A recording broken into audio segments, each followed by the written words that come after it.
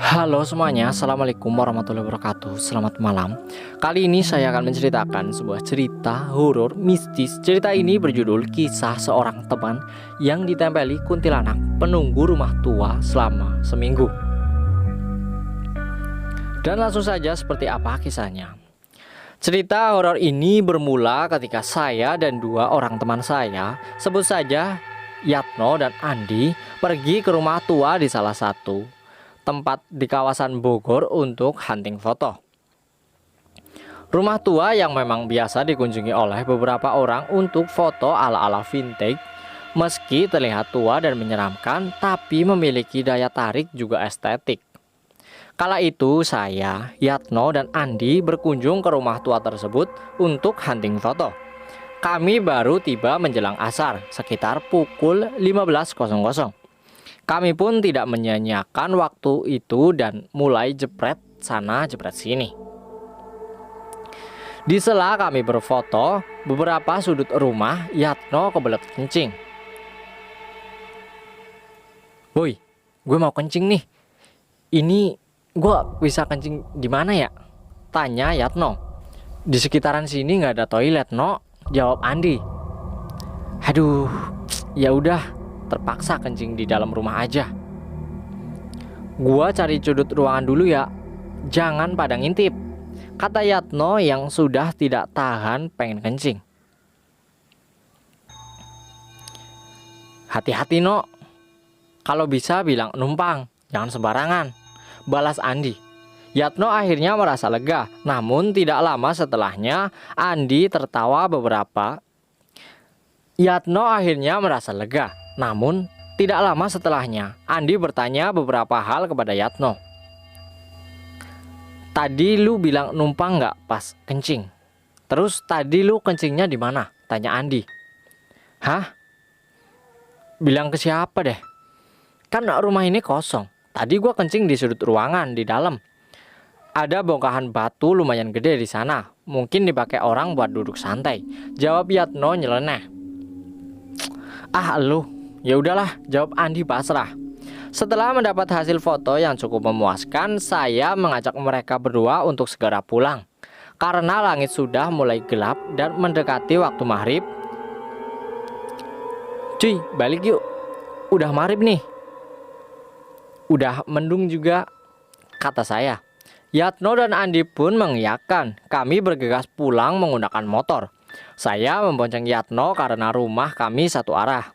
Di perjalanan pulang, hujan turun membasahi kami.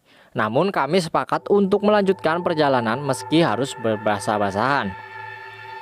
Setibanya di rumah, Yatno mengeluh kurang enak badan dan meriang. Pikir saya wajar karena kami kehujanan.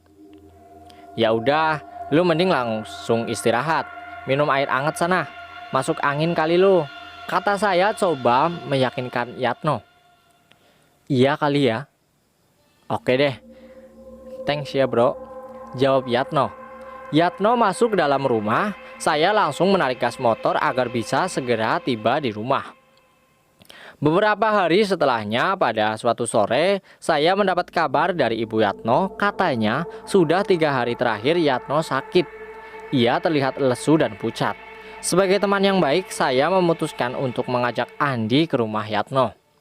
Karena khawatir, kami berdua langsung bergegas ke rumah Yatno sebelum memasuki waktu maghrib. Kami tiba di rumah Yatno persis sebelum maghrib. Ibu Yatno bercerita banyak tentang kondisi Yatno. Dan hal yang bikin ngeri, tiap maghrib Yatno selalu melamun dan tertawa sendiri. Suara tawanya pun terdengar jelas, bukan suara Yatno. Lebih mirip seperti suara perempuan tua. Dan kami melihat sendiri kejadian horor tersebut persis di depan mata kami. Betul-betul bikin merinding melihat bagaimana Yatno tertawa, seperti orang yang sedang kesurupan. "Bro, jangan-jangan Yatno diikutin sama penunggu rumah tua kemarin waktu dia kencing sembarangan," kata Andi berbisik. "Waduh, bener juga," jawab saya agak panik. Akhirnya kami memutuskan untuk menceritakan kronologi tersebut kepada Ibu Yatno. Setelah mendengar penjelasan dari kami, beliau berinisiatif meminta tolong kepada tetangganya yang paham akan hal ini atau orang pintar dan bisa melihat makhluk tak kasat mata. Tak lama orang pintar yang dimaksud tiba. Sebut saja namanya Pak Dayat. Yatno masih dalam keadaan melamun. Sesekali tertawa dengan suara yang mengerikan, bahkan sesekali menangis.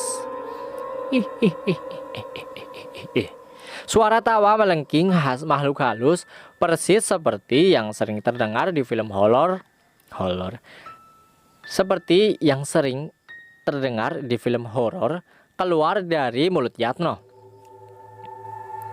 Astagfirullah, kata Pak Dayat kaget. Kenapa Pak? Tanya Ibu Yatno. Ini adalah sosok wanita tua yang ngelendotin di badan Yatno. Sebentar saya urus ya, kata Pak Dayat berbisik kepada kami bertiga. Pak Dayat terlihat mulai mengajak berbincang sosok wanita tua tersebut.